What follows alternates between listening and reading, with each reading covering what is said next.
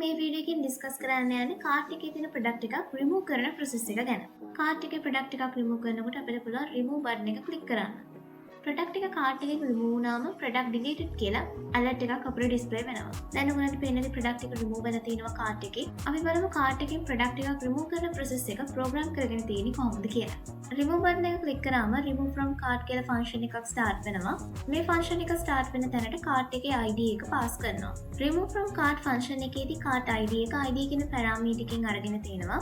Remove from කාර්ට් process.php කියන file එකට ID කියන නමින් කාර්ට් ID එක get method එකකින් send කරලා තියෙනවා. remove from cart process.php file එකේ මුලින්ම කනෙක්ෂන් එක රික්වයර් කරගෙන තිනවා. ඊළඟට චෙක් කරලා තිනවා get method එකකින් ID කියන නමින් වැලියු එකක් ඇවිල්ලා තියෙනවද කියලා. වැලියු එකක් ඇවිල්ලා තියෙනවා නම් ඒ වැලියු එක CID කියන වේරියබල් එකට සයින් කරගෙන තියෙනවා. ඊළඟට චෙක් කරලා බලනවා cart table එකේ මේ cart ID එක තියෙනවද කියලා.